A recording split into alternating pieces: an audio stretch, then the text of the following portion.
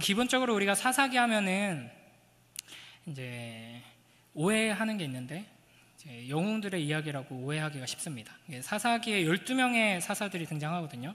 뭐 기드온과 300용사, 뭐 여자 사사 드보라, 그리고 삼손, 이 정도는 이제 주일학교 조금만 성실하게 다녔으면은 다 들어보고 대충 어떤 인물인지 아는 정도일 겁니다.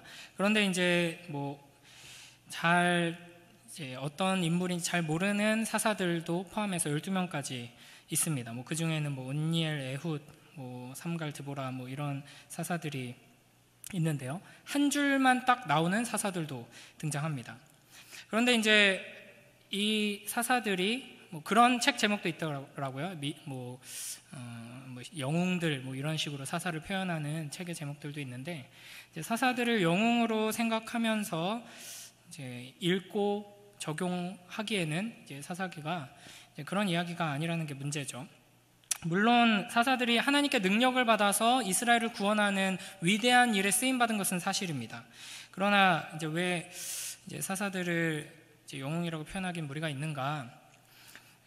그 이야기를 좀 하려고 하는데요. 사사기 전체 구조를 보면은 이제 1장, 2장, 3장 6절까지 이렇게 해가지고 서론이라고 할 수 있습니다. 그래서 서론에 크게 두 가지 이야기가 있고, 그 다음에 이제 결론 부분이 17장부터 21장까지, 여기도 이제 두 가지 이야기가 있는데 이제 아주 끔찍한 이야기가 등장합니다. 그리고 그 중간에 이제 3장부터 16장까지가 12명의 사사들이 등장하는 이야기인데, 첫 번째로 등장하는 사사인 온니엘을 제외하고는 그 누구도 이상적이고 모범적인 사사는 없습니다. 이제 두 번째 사사가 왼손잡이 에훗인데요. 물론 크게 흠잡을 만한 인물이라고 볼 수는 없지만 그나마 좀 괜찮은 사사입니다. 그러나 일단 그 왼손잡이라는 것부터가 굉장한 핸디캡을 가지고 있는 인물로서 하나님의 구원 사역에 귀하게 쓰임받을 만한, 이스라엘의 지도자가 될 만한 이런 배경과는 전혀 다른 의외의 인물을 하나님께서 들어 쓰신 거고, 그 이야기를 사실 잘 살펴보면 거룩한 하나님의 역사가 막 이렇게 드러난다기보다는 인간의 역사가 얼마나 비참하고 잔인하고 끔찍한지를 보여주죠. 그래서 이제 묵상 해설을 보시거나 자세히 보신 분들은 알겠지만, 이제 그 에글론 왕을 속여가지고 가까이 다가갔다가 기습해서 죽이죠. 근데 그 죽이는 장면이 이제 깔끔하게가 아니라 아주 적나라하게 기록을 하고 있습니다. 그래서 칼이 등으로 삐져 나오고 거기서 기름이 나오고, 이제 어떤 이제 형사님이 운영하시는 유튜브를 살짝 이렇게 봤는데, 사람이 이렇게 사시미 칼에 찔리면은 뭐가 제일 먼저 나오는지 아냐? 이제 피가 나는 게 아니라 기름이 흘러나온다, 이런 얘기를 하더라고요. 근데 그거는 사실을 그냥 묘사한 걸 수도 있지만 굳이 그런 이야기들을 왜 묘사해 놨느냐. 그리고 이제 한글 번역에는 생략돼 있지만 히브리어 성경이나 영어 성경에 보면 이제 똥이 흘러나왔다, 이런 것까지 이제 기록해 놨거든요. 이제 이런 장면들로 그리고 있는 두 번째 사사. 그리고 세 번째 사사는 삼갈인데 이방인 출신이고 이방 우상을 섬기던 사람으로서 이제 하나님께 부름받아서 사사로 이제 역할을 하는데, 소모는 막대기를 휘둘러서 600명을 죽이죠. 그러니까 이것도 굉장히 의외의 인물이 의외의 도구를 사용해서 이제 쓰임받고 있는 장면입니다. 그리고 이제 지금 묵상하고 있는 드보라가 등장하는데, 드보라도 어떻게 보면 굉장히 이상적인 인물이라고 볼 수 있습니다. 아주 훌륭한 리더십을 보여주죠. 그래서 이스라엘 백성들을 자발적으로 하나님 앞에 기쁨으로 이제 동참할 수 있게 이끄는 어머니의 리더십을 보여주지만, 이제 이 드보라는 홀로 모든 이 구원 역사를 감당해내는 사사가 아니라 이제 바락과 이제 야엘이라는 인물들과 함께 감당할 수 있도록 하나님께서 부르셨죠. 그러니까 그런 점에서 이제 조금 모범적인 모델이 되는 이제 온니엘과는 조금 이제 다른 이런 이야기들이 펼쳐지는데요. 그 다음에 이제 기드온에서부터는 확실하게 이제 엉망진창, 자경미달의 인물들이 사사로 쓰임받게 됩니다. 그리고 이제 마지막 사사인 삼손은 종합 선물 세트죠.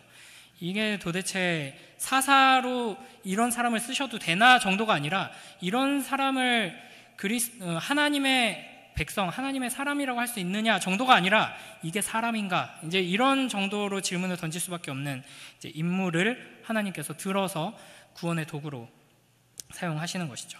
그리고 이제 이런 흐름이 쭉 흘러가다가 마지막 결론 부분의 두 가지 이야기에서는 정말로 끔찍하고 잔인한, 만약에 이제 영상으로 이걸 표현한다면 19금을 넘어서서 웬만한 정신 똑바로 박힌 그룹이라면 이런 영상을 만드는 건 굉장히 악하다. 무슨 의도로 이런 영상을 만들어서 이제 내놓냐, 이렇게 반응할 정도로 아주 잔인하고 끔찍한 이야기가 이제 펼쳐지게 됩니다. 그래서 우리는 이제 사사기를 볼 때 이 가나안 족속들, 지금 이제 배경이 하나님께서 가나안 족속들을 다 몰아내고 진멸하고 그곳의 약속의 땅에 이제 살아라 하고 보내셨는데 그 전쟁에 계속 실패해가지고 믿음이 없어가지고 쫓아내지 못하고 이제 같이 부대끼면서 살고 있으면서 일어나는 일이잖아요. 근데 그 가나안 족속들, 그 악당들한테 괴롭힘 받는 이스라엘 백성들, 이제 불쌍하고 연약한 이스라엘 백성들을 하나님께서 멋진 영웅을 불러서 구원해 주시는 이야기가 아니라는 것이죠. 이 사사기의 이야기는 악당들에게 괴롭힘 당하는 악당 이스라엘을 하나님께서 악당을 불러서 구원해 주시는 이야기입니다. 그러니까 주인공들이 다 악당인 이야기예요. 오직 여호와 하나님만 제외하고 모든 등장인물들이 악당인 이야기입니다. 그래서 이 사사기의 전체 구조를 설명할 때 보통 나선형 하양 곡선이라고 표현을 하죠. 빙글빙글 돌면서 점점 내려가는 겁니다. 그래서 어떤 이야기가 계속 반복되냐면 이스라엘이 먼저 우상 숭배를 하고 죄를 짓습니다. 타락하죠. 이에 하나님께서 징계를 내리십니다. 주로 이제 이방 족속들을 이스라엘 손에 팔아 넘기시고 이방 이제 가나안 족속들에게 힘을 주셔가지고 그들이 이스라엘을 이제 공격하고 압제하고 이제 괴롭히게 하시죠. 이제 그렇게 이제 당하다가 이스라엘은 이제 괴로워서 부르짖습니다. 그러면 그 부르짖음을 들으시고 하나님께서 사사를 보내서 구원해 주십니다. 그럼 평안이 찾아오죠. 그리고 나서 다시 이스라엘은 까먹고 똑같은 죄를 또 저지릅니다. 우상을 숭배하고 하나님 앞에서 범죄하죠. 그러면 하나님께서는 또 징계하십니다. 그러면 부르짖죠. 그러면 하나님께서 사사를 보내십니다.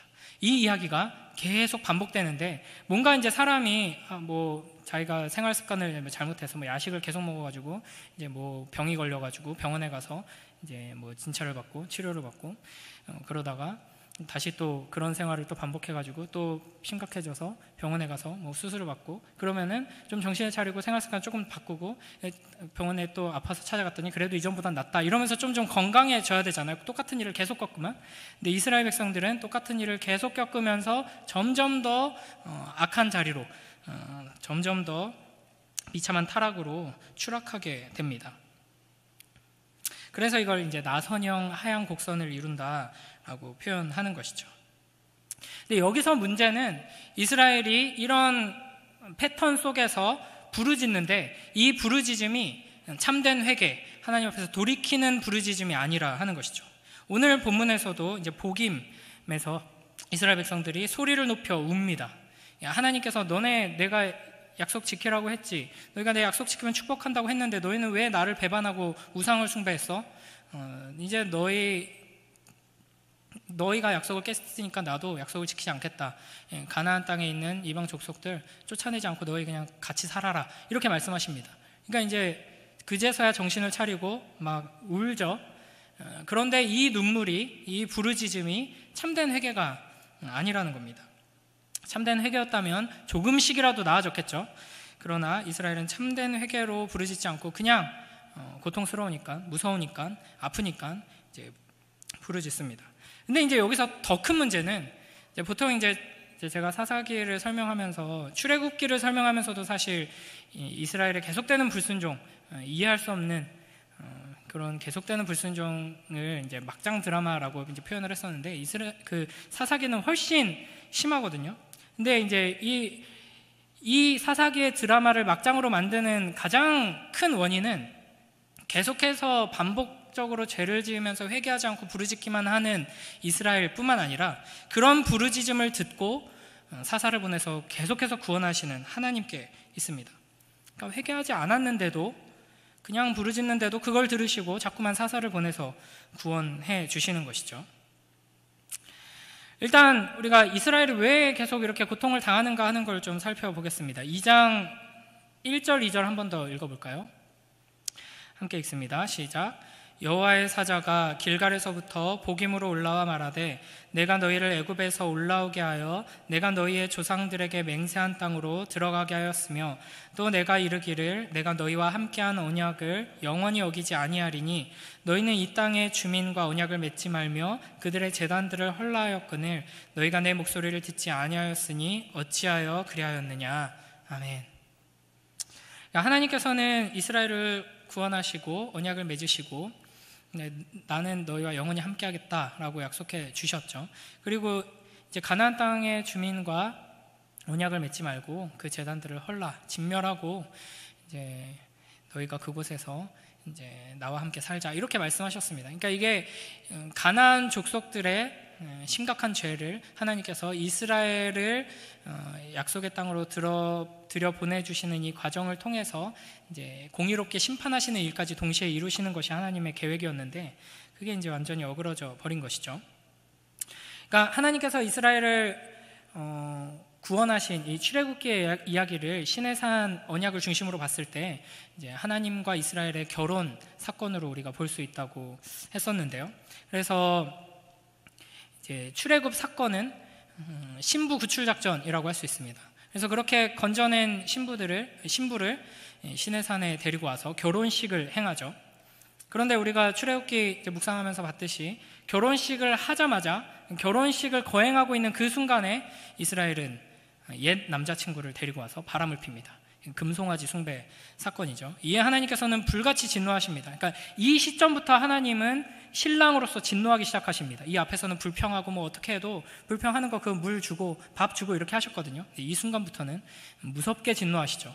근데 결혼식 당일에 결혼식장에서 옛날 남자친구 데리고 와서 바람피는 장면을 목격했다. 여기서 눈이 안 뒤집힐 사람이 어디 있겠어요. 그러니까 하나님께서도 진노하시지만 모세의 중보를 통해서 이제 진노를 누그러뜨리시고 이제 언약을 다시 갱신하시면서 이제 이스라엘과 언약을 유지하십니다. 근데 그때 하나님께서 이스라엘에게 뭘 말씀하시는지를 잘 보면 너무나도 당연한 얘기를 하십니다. 너희가 이제 가나안 땅에 들어가면 다른 신 섬기면 안 된다. 이게 이제 결혼 언약의 관점으로 다시 해석을 해보자면 이제 결혼식에서 바람핀 여자를 다시 용서해주고 당신 나랑 이제 결혼했잖아. 그러니까 이제 우리 결혼식 하고 신혼집에 들어가면 그 집에다가 옛날 남자친구들 데리고 와서 자면 안 돼. 그리고 다른 남자가 자기한테 쫓아와가지고 나랑 결혼해주세요 라고 했을 때 결혼하면 안 돼. 결혼은 한 사람하고 한 번만 하는 거야. 내가 당신 남편이야. 이 너무나도 당연한 얘기를 하나님께서는 절절하게 이제 이스라엘한테 이제 말씀하시는 것이죠. 그리고 나서 이제 하나님과 이스라엘이 함께 사는 이제 신혼집을 완성합니다. 성막이죠. 그런데 이 신혼집은 이동식이죠. 그래서 이 이동식 신혼집을 짊어지고 신혼여행을 40년 동안 광야로 떠납니다. 그러니까 보통 신혼여행은 이제 뭐 여러 사람들마다 좀 취향이 다르지만 뭐 제 여동생 같은 경우도 유럽 관광지로 이렇게 신혼여행을 떠났거든요. 갔다 와서 이제 막 후회를 하더라고요. 근데 제가 처음부터 말리려고 했는데 뭐 각자의 인생이 있으니까 그냥 내버려뒀는데 원래 신혼여행은 배우자만 바라보면서 배우자와 시간을 보내기 위해 가는 거지 뭐 구경하고 뭐 탐방하고 이러러 가는 게 아니잖아요. 그러니까 휴양지로 가는 게 제일 좋죠. 하나님께서도 이스라엘을 신혼여행 기간 동안 다른 데 한눈 팔지 말고 오직 신랑만 바라보는 훈련을 하기 위해서 40년 동안 광야에서 이렇게 시간을 보내십니다. 그리고 나서 이제 가나안 땅에 들어가게 하시는 거죠. 그 가나안 땅에 들어가서도 이제 여호수아의 인도를 따라서 놀라운 경험들을 합니다. 하나님께서 말씀하셨던 대로 하나님 말씀 신뢰하고 순종하고 한 걸음 내딛었더니 이렇게 축복을 받는구나, 승리를 누리게 되는구나. 이걸 경험하게 되고 반대로 죄지었더니 거짓말했더니 하나님 속였더니 망하는구나, 아무리 발버둥 쳐도 안 되는구나. 이걸 이제 경험하게 되는 거죠. 그런데 이제 이 사사기의 이제 이야기는 이런 경험들을 다 거쳤음에도 불구하고 여호수아가 죽고 나자 이제 모세를 통해서 인도함을 받았고 여호수아를 통해서 인도함을 받았고 이 정도 기간이 지났으면은 사람이라면 이제 여호수아가 이제 없어도 이제 스스로 이제 뭐 성막도 있고 제사장도 있고 레위인들도 있고 다 있어요. 갖춰져 있습니다. 그걸 통해서 뭐 우림과 둠밈을 통해 하나님 뜻을 구할 수 있고 이제 속죄 예배를 드리면서 하나님께 기도를 올릴 수 있고 다 있기 때문에 이제 그 하나님께서 주신 것을 통해서 하나님 말씀에 귀 기울이면서 하나님께 순종함으로 인도함을 받으면 되는데, 이제 여호수아가 이제 사라지자 이제 오합지졸이 돼서 이렇게 나선형 하향으로 가게 되는 것이죠.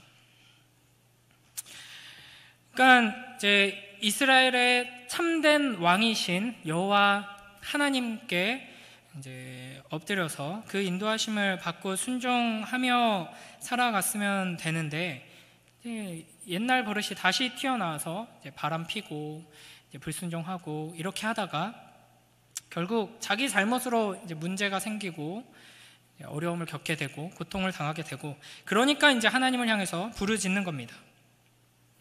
그러니까 이런 관점에서 보면은 이제 사사기에서 계속해서 등장하는 이스라엘 백성들이 하나님께 부르짖었다, 고통스러워하면서 하나님 앞에 울었다, 뭐 이런 장면들이 결코 좋게 보이지 않습니다. 그러니까 뭐 그래도 뭐 다른 신을 향해서 부르짖지 않았고 뭐 하나님께 부르짖었잖아, 이 정도면 뭐 괜찮은 거지라고 볼 수도 있거든요. 그런데 이제 예를 들어서 한번 생각해 보죠. 뭐 보통 요즘에는 이런 막장 드라마들이 많이 안 나오는데 옛날에는 뭐 이런 드라마들이 많이 나왔었거든요. 뭐 예를 들면 이제 재벌들이 많이 나오죠. 드라마에는 도대체 이제 제 주변에 재벌이 하나도 없지만 이제 드라마에는 재벌 뭐 본부장님 이런 분들이 참 많이 나오는데, 이제 재벌 회장님 손녀가 이제 아무것도 가진 건 없는 이제 착하기만 한 뭐 능력도 없고 뭐 보잘것 없는 남자랑 사랑에 빠져가지고 우여곡절 끝에 이제 결혼에 성공을 합니다. 그래서 이 남자는 졸지에, 보통 드라마에는 그런 집들이 많이 나오죠. 뭐 계단이 있고 집 안에 막 분수가 있고 막 이런 집에 이제 손녀는 보통 2층에 한쪽 방에 살죠. 이제 살게 된 거죠. 그래서 뭐 이제 차도 사주시고, 이제 장인어른이랑 뭐 할아버지가 이제 차도 사주시고 뭐 카드도 주시고 해서 이제 부유하게 살아가기 시작합니다. 그러다 보니까 얘가 이제 헷가닥 이상해진 거예요. 그래서 맨날 밤마다 막 친구들 만나서 술 마시고 그러다가 이제 바람을 피기 시작합니다. 근데 이걸 이제 걸린 거예요. 걸리면 어떻게 되겠어요? 이제 난리가 나죠. 그래서 이제 회장님한테 끌려가가지고 이제 매 맞고, 이제 카드 뺏기고, 차 뺏기고, 너 한 번만 더 걸리면 이제 집에서 쫓겨난다. 이런 이제 일을 겪는 겁니다. 근데 그러고 나서 정신을 못 차리고 또 이제 바람을 핍니다.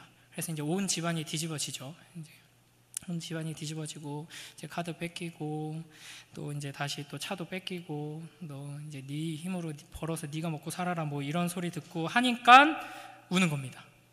근데 아내한테 찾아가서 우는 거죠. 회장님 좀 말려봐 이러면서 이제 아내한테 우는 겁니다. 나 카드 뺏겼다고, 나 다음 주에 친구들한테 쏘기로 했단 말이야 이러면서 막 우는 거예요. 이제 그걸 보는 아내의 심정은 어떨까요? 여보 미안해, 내가 미쳤었나 봐.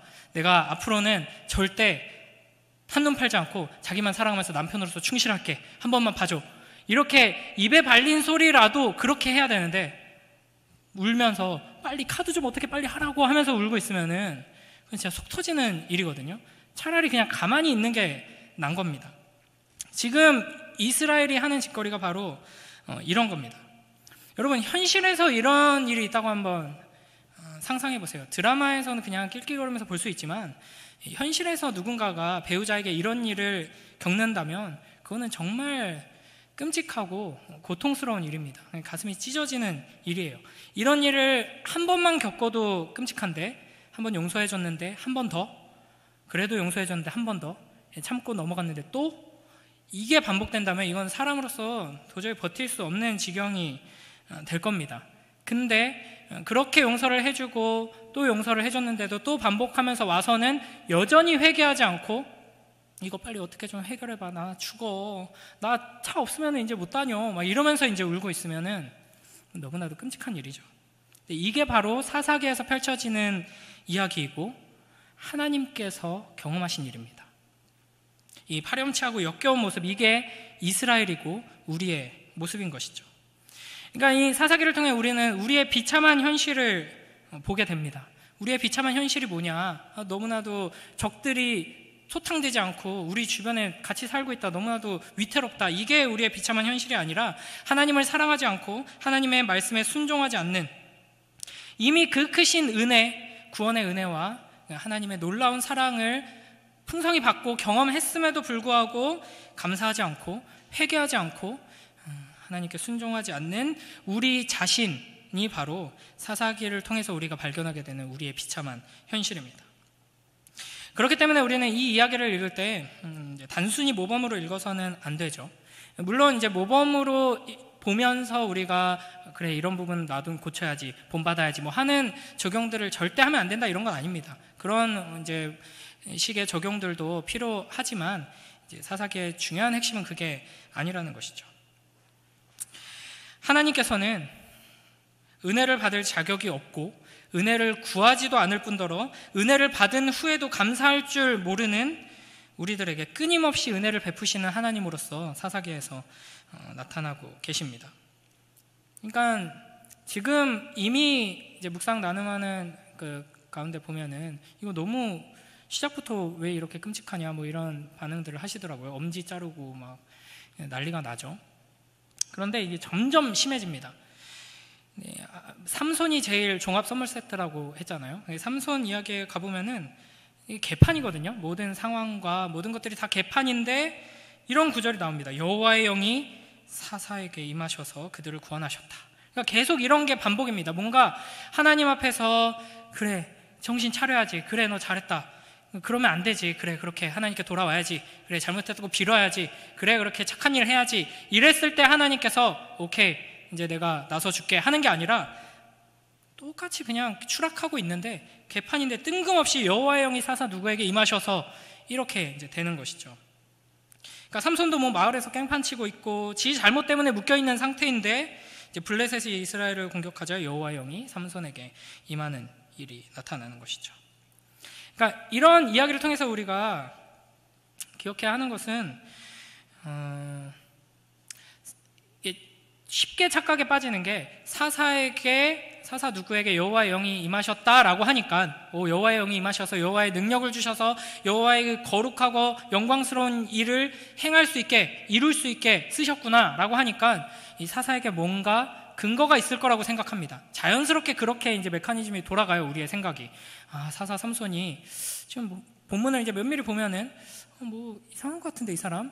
그리고 여호와의 영이 임하셨네. 다시 봐야겠다.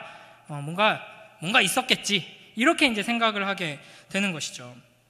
그러나 그렇지 않습니다. 정반대입니다. 사사에게 어떠한 근거가, 어떠한 하나님께 보시기에 그래도 이제 봐줄 만한 어떤 점이 있어서 그걸 근거로 하나님께서 여호와의 영을 부어주신 것이 아니라 정반대로 절대 없는데 깽판 치고 있는데 뜬금없이 여호와의 영이 임하는 것이 사사기의 이야기입니다. 그러니까 이게 아까 그 결혼 이야기로 돌아가 보면은 그런 상황에서 계속 반복적으로 용서해주고 또 용서해주는 건 이제 말도 안 되는 일이죠. 이해할 수 없죠. 그렇게 하면 안 되죠. 거기서 이제 답답해지는 겁니다. 만약에 실제로 드라마를 누가 그런 식으로 썼으면은 이 여자를 왜 바보 캐릭터로 만드느냐, 정신 나간 여자 아니냐, 어떻게 이걸 용서해주냐, 빨리 사이다로 바꿔라. 이제 회장님이 나타나가지고 조폭들 동원해가지고 이 남자를 땅에 묻어버리든지 뭐 어떻게 좀 해라, 이렇게 이제 시청자 게시판이 난리가 날 겁니다. 근데 하나님께서 쓰시는 이야기가 바로 이렇게 되어가고 있다는 거고, 여기서 우리에게 뭐 별로 좋은 표현은 아니지만 이제 바람을 유발하는, 우리 진짜 암 걸릴 것 같이 막 진짜 욕하면서 보게 만드는 캐릭터가 바로 우리 하나님이라는 거죠. 용서해주고 또 용서해주고. 왜 용서해주세요? 울잖아. 얘가 지금 울잖아. 아프다 그러잖아.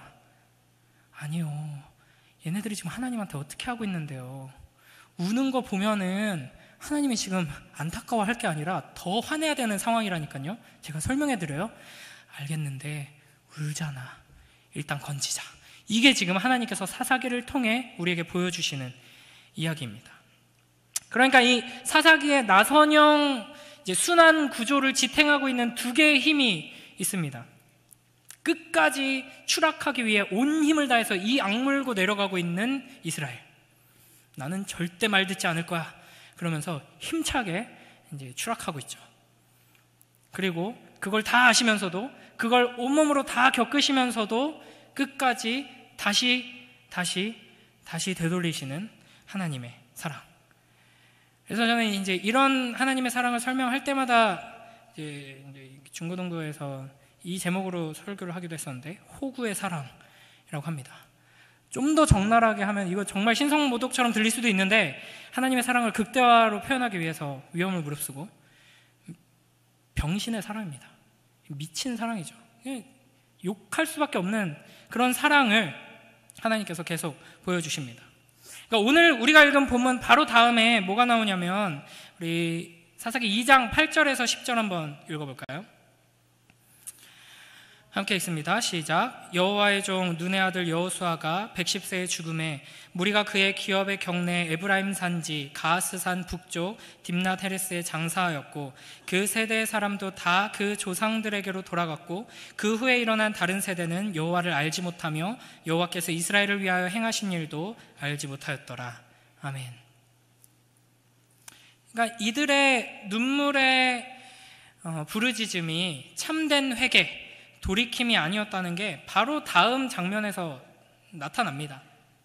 여호수아가 죽죠. 그리고 하나님의 그 놀라운 사랑과 은혜, 그 역사를 경험했던 이제 세대들이 다 사라집니다. 그리고 그 자녀들이 남은 거죠. 그런데 그 자녀들은 다음 세대가 되어서 하나님과 동행을 이어가는 것이 아니라 다른 세대가 되어버리고 맙니다. 여호와를 알지도 못하는 다른 세대가 되죠. 조금 이제 다른 주제로 잠시 갔다 오자면 이렇게 신앙을 이어받는 다음 세대가 나타나는 것이 아니라 다른 세대가 되는 것, 이거 지금 우리가 처한 현실과 너무나도 닮아 있는데요. 신앙이 다음 세대에게 전수되지 못하는 이유가 뭘까요? 여러 가지 이야기를 할 수 있겠지만 이 사사기 2장에서 발견되는 것은 그들이 회개하지 않고 부르짖기만 했기 때문입니다. 하나님 앞에서 소리 높여 울었어요. 부르짖었어요. 하나님 앞에 모여가지고 손뼉 치면서 찬양하고 울면서 아멘하고 엉엉 소리 지르면서 기도했습니다. 그러나 그 신앙은 참된 신앙이 아니었다는 것이 삶에서 드러나는 것이죠. 예배 때에만, 위기 때에만, 어려움 때에만 하나님 앞에 부르짖고 그 삶의 변화는 전혀 없는 것이죠. 거룩한 열매를 맺지 못하는 겁니다. 그러니까 자녀들이 이런 걸 보면은 오히려 부모 신앙이 애매해가지고 막 열정적으로 어떻게 하지 않고 그러면은 오히려 나을 수 있어요. 열정적으로 막 기도하고 눈물 흘리고 막 이렇게 하는데 자녀들 앞에서는, 삶에서는 그 신앙과 연결되어서 어떤 열매를 맺지 못하는 모습을 보인다. 막 하나님 앞에 막 새벽에도 나가고 수요 기도에도 이렇게 오고 막 이렇게 매일 말씀 읽고 있고 하는데 자녀한테는 시험 기간에는 일단 학원 가야지, 이렇게 보통 부모님 신앙이 굉장히 좋아 보이고 직분자이고 심지어는 이제 목사님인데 자녀가 신앙을 완전히 버린 경우, 이런 경우가 굉장히 많습니다. 보통 이제 고등학생, 수험생 기간 동안 우리 부모가 가진 이 신앙은 위선이구나, 이거를 몸으로 체험합니다. 나도 같이 말씀 들었고 같이 손뼉치며 찬양했었고 같이 울면서 기도했었는데 근데 사실 하나님 은혜 구하는 거, 하나님께서 함께 하시는 게 제일 중요하다, 하나님께서 함께 하시면 승리한다, 개뻥이구나. 일단은 좋은 대학 나와야지 내 인생이 피는구나, 부모도 그렇게 믿지는 않는구나, 이걸 이제 경험하게 되는 것이죠. 그러니까 우리에게 참된 회개가 있어야 합니다. 그냥 지금 발등에 떨어진 불 때문에 아파하면서 우는 게 아니라 참된 회개, 우리의 삶의 돌이킴이 있어야 하는 것이죠. 그래야지만 우리의 자녀들도 우리의 기도를 통해, 우리의 삶을 통해 신앙의 자리로 나오게 되는 것입니다. 그러면 우리는 어떻게 회개할 것인가? 더 간절히 기도하고 더 크게 울면은 그게 회개가 되는 건가요?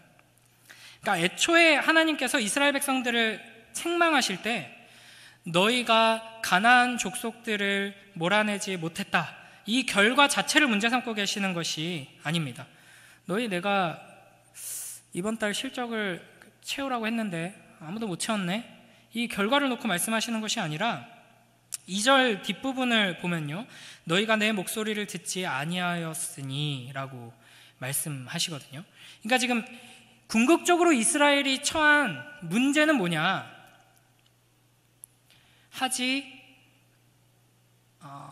못했다, 순종하지 못했고 가나안 족속들을 진멸하지 못했다 하는 것도 있지만, 이 이면에는 순종하지 않았다 하는 게 있는 겁니다. 우리가 그런 식으로 표현 많이 하죠. 매일매일 묵상하는 거, 우리 기도, 정해진 시간에 기도하고 말씀 붙드는 거, 이렇게 여러 가지 우리의 신앙의 이런 요소들을 살필 때 어떤 이유가 있어서, 어떤 상황이 있어서 묵상을 잘 못했어요. 이번 주에 요즘에는 기도를 잘 못하고 있어요. 이렇게 이제 표현을 한단 말이죠. 근데 정확하게 이야기를 하면 못하는 것도 맞지만 안 하는 거잖아요. 그렇죠? 기도를 안 하는 거고, 예배를 안 드리는 거고, 묵상을 안 하는 거죠. 이스라엘의, 그리고 우리의 가장 큰 문제가 바로 이것입니다. 우리는 하나님을 사랑하지 않는다는 것. 그래서 이제 사사들만으로는 이게 해결되는 문제가 아니죠. 그래서 이 사사들을 통해서 하나님께서는 영원한 사사이신, 온전한 사사이신 예수 그리스도를 바라보게 하십니다. 그래서 결국 이제 이런 문제 앞에서 우리에게 필요한 것은 무엇이냐? 복음입니다. 우리는 회개해야 되는데 사실은 못하고 있고 또 안 하고 싶은 마음이 여전히 있어요. 그럼 우리는 어떻게 해야 되나요? 이제 40일 특별 훈련 코스를 밟아가지고, 저희 옛날에 이제 청년부 때 그런 걸 막 장난으로 청년부 임원하면서 그런 걸 기획했었거든요. 이제 군대 컨셉의 수련회 해가지고 무릎 꿇습니다 막 이렇게 하면서 찬양 막 틀어주면서 막 10분 내로 눈물 흘립니다 막 이러면서 회개합니다 막 이러면서 이제 조교들이 막 이렇게 강요를 하고, 이제 그렇게 한다고 해서 우리가 참된 회개를 할 수 있는 게 아니죠. 결국에는 마음의 문제고, 이 마음을 변화시킬 수 있는 건 오직 하나님 뿐이시기 때문입니다. 그래서 우리가 해야 되는 건 뭐냐? 또 뻔한 얘기지만 복음 앞으로 나아가는 겁니다. 복음을 들어야 하는 것이죠. 그러니까 단순히 맞아, 이런 문제가 있지, 맞아, 이런 건 굉장히 안 좋은 모습이야, 고쳐야지, 바꿔야지, 실천해야지, 이런 거 결단하게 만드는 이야기를 듣는다고 해서 바뀌지 않습니다. 우리의 자녀들에게도 마찬가지예요. 잔소리 아무리 해봤자 바뀌지 않습니다. 우리가 들어야 할 것은 복음입니다. 복음이 뭐죠? 뭘 해라, 하지 말아라, 이 이야기가 아니라 소식입니다. 기쁜 소식. 하나님께서 우리를 위해 행하신 일, 예수 그리스도께서 우리를 사랑하셔서 행하신 일을 우리는 계속 들어야 하고, 그것을 계속 전해야지만 변하게 되는 것이죠. 우리 사사기 6장 7절부터 10절까지 한번 읽어보겠습니다. 유명한 기드온의 이야기가 시작되는 장면인데요. 자, 사사기 6장 7절에서 10절까지 함께 읽습니다. 시작. 이스라엘 자손이 미디안으로 말미암아 여호와께 부르짖었으므로 여호와께서 이스라엘 자손에게 한 선지자를 보내시니 그가 그들에게 이르되 여호와께서 이같이 말씀하시기를 이스라엘의 하나님 내가 너희를 애굽에서 인도하여 내며 너희를 그 종되었던 집에서 나오게 하여 애굽 사람의 손과 너희를 학대하는 모든 자의 손에서 너희를 건져내고 그들을 너희 앞에서 쫓아내고 그 땅을 너희에게 주었으며 내가 또 너희에게 이르기를 나는 너희의 하나님 여호와이니 너희가 거주하는 아모리 사람의 땅의 신들을 두려워하지 말라 하였으나 너희가 내 목소리를 듣지 아니하였느니라 하셨다 하니라. 아멘. 이제 이 앞에까지는 부르짖으면 바로 사사를 보내셔서 이제 전쟁터로 보내시고 구원해 주셨습니다. 바로 앞에 드보라 때 이제 조금 이제 변주가 일어나죠. 드보라 자체가 선지자이면서 사사였죠. 그리고 이제 기드온 장면에서는 하나님께서 먼저 선지자를 보내십니다. 우리는 이제 흔히 이제 선지자를 하나님께서 보내셨다, 무슨 말씀을 하셨을까 하면은 여기서도 이제 오해하기 쉬운 게 하나님께서 막 책망하시고 선지자를 통해서 경고하시고 이제 너네 이렇게 해라, 이거 절대 하지 마라, 뭐 이런 말씀을 하실 거라고 생각하는데 그런 부분이 분명히 있죠. 그러나 오늘 이 장면 본문을 보면은 선지자가 뭘 얘기하냐면 복음을 선포합니다. 하나님께서 이스라엘을 위해 행하신 일, 복음을 전하고 있죠.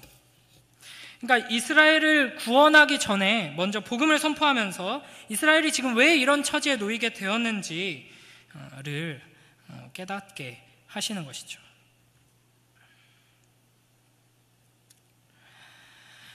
우리도 이제 우리의 삶에 고통이 찾아오면 하나님 앞에 부르짖게 됩니다. 그거 참 은혜죠. 고통이 찾아왔을 때 그냥 절망해버리거나 다른 데서 원인을 찾지 않고 그래도 배은망덕하게 하나님한테 나와서 부르짖는 거, 하나님 때문이에요 핑계 대는 거, 은혜입니다. 근데 이제 이렇게 부르짖으면서 하나님께서 나를 구원해 주실 것이라 기대하고 믿음이 있으니까 하나님 앞에 기도를 하겠죠. 그런데 만약에 실제로 계속 이런 식으로 반복된다면 우리는 뭐 어려움에 처했을 때 기도하고 고통을 당했을 때 부르짖고 그러면 하나님께서 응답해 주시고 구해 주시고 해결해 주시고 이걸 이제 계속 반복하다 보면은 이제 이런 딜레마에 빠질 수 있습니다. 하나님 지금 나랑 뭐 하시는 거지? 하나님을 뭔가 자판기처럼 생각하는 위험에 빠질 수도 있고요. 반대로 하나님이 지금 나 갖고 노나? 하나님이 날 왜 고통스럽게 했다가 기도하면 해결해 주시고 왜 이거 반복되는 거지? 이렇게 이제 혼란에 빠지기가 쉽습니다. 그러니까 하나님께서는 병 주고 약 주고 하면서 우리랑 장난치시는 분이 아니라 이 과정을 통해서 우리가 왜 고통스러운지를 분명히 깨닫길 바라시는 것이죠. 그리고 우리가 어떻게 바뀌어야 하고 어떻게 바뀔 수 있는지 무엇을 바꿔야 하는지를 본질적인 문제와 본질적인 해결에 대해서 깨닫길 원하시는 겁니다. 그래서 지금 이스라엘 백성들은 구원을 받기 전에 먼저 복음을 들어야 했던 것입니다.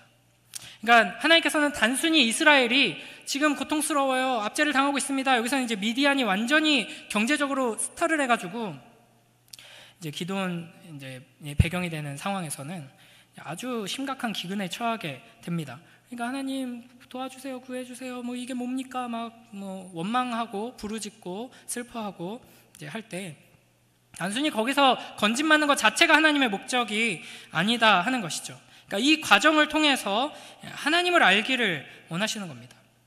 그러니까 하나님의 모든 기도 응답, 하나님의 모든 이제 우리의 삶에서 하나님께서 베풀어 주시는 구원의 은혜의 목적은 회개입니다. 그러니까 우리의 기도 제목들이 있죠. 여러 가지 기도 제목들이 있는데 그걸 응답받음으로써 궁극적으로 우리 안에 이루어져야 하는 일이 무엇인가? 아, 기도 응답 받았다 하고 기뻐하면서 그냥 이제 거기서 마침표를 찍게 된다면 다시 금세 까먹고 되돌이표로 그 사사기의 이스라엘처럼 다시 이제 돌아가게 되는 것이죠. 그러니까 하나님께서는 이 모든 과정들을 통과하면서 고통 가운데서 하나님 앞에 기도하고 부르짖고 뭐 원망하고 어쨌든 하나님 앞에 막 이렇게 울부짖는 이 과정들을 통해서 응답해 주길 원하시고 응답받는 또 부르짖는 이 과정들을 통해서 우리가 하나님께로 돌아가기를 원하시는 것이죠. 그러니까 만약에 우리가 하나님 도와주세요, 구해주세요 라고 하는데 오케이, 내가 들어줄게. 당연히 들어주지. 내가 네가 지금 구하는 거 그대로 이루어줄게. 하지만 지금 사실 너랑 나랑 사이가 굉장히 문제가 있거든. 너랑 나랑 사이가 굉장히 멀어. 그리고 넌 나에 대해서 심각하게 오해하고 있어. 근데 내가 그거는 고쳐주지 않을 거야. 하지만 네가 원하는 거는 들어줄게. 사실은 우리는 이걸 원하죠. 근데 이건 굉장히 무서운 저주입니다. 하나님께서는 우리의 기도를 들으시고 그걸 해결해 주시는 혹은 해결해 주지 않으시는 혹은 질질 끄시는 방식을 통해서 하나님을 바르게 알고 하나님과 관계가 회복되고 하나님을 바르게 알고 하나님과 관계가 회복돼서 하나님 앞에 서면 우리는 회개하게 됩니다. 회개하게 만드시는 것이죠. 그래서 하나님께서는 우리에게 너희 이걸 깨닫게 하시는 겁니다. 너희 지금 울면서 고통스러워하고 있지, 부르짖고 있지, 힘들지, 어렵지, 답답하지. 근데 그거 그렇게 큰 문제 아니야. 진짜 큰 문제는 지금 너와 나의 관계가 어그러져 있다는 거다. 그러니까 일단 내가 응답해 주겠다. 그러니까 내가 지금은 응답해 줄 수가 없다. 이걸 이제 계속 우리에게 말씀하시는 것이죠.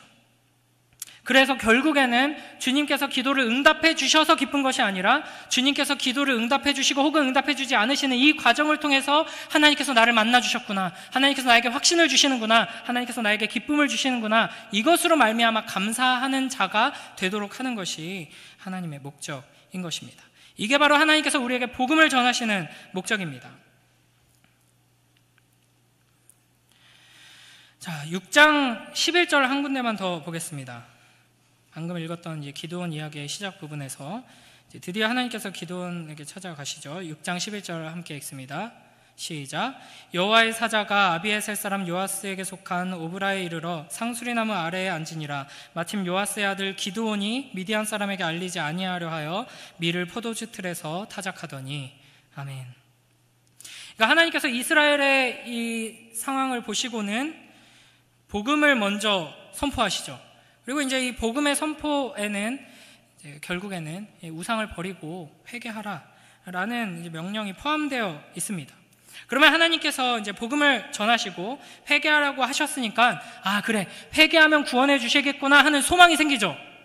기대감이 생기죠. 그런데 하나님께서는 이스라엘 백성들이 돌이켜 회개한 흔적이 전혀 없음에도 불구하고 복음을 선포하시고 바로 구원의 역사를 시작하십니다. 그러니까 하나님께서는 우리의 회개를 조건으로 삼아서 일하지 않으신다 하는 것입니다.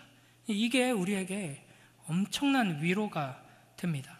우리가 참으로 하나님 잘못했어요 뉘우치고 엎드려서 참된 회개의 눈물을 흘리면서 참으로 우리의 삶에서 회개의 열매들이 드러나면서 저 사람 진짜 바뀌었구나, 저 사람 진짜 뉘우쳤구나, 저 사람 진짜 자기의 문제가 뭔지를 분명하게 깨달았구나, 이제 좀 나아지겠구나 하는 그런 기미가 보였을 때 그걸 근거로 일하시는 것이 아니라 복음을 선포하시고 너는 이런 상태야, 그리고 나는 너를 이렇게 사랑해 라고 하시면서 그대로 건져주신다 하는 것이죠.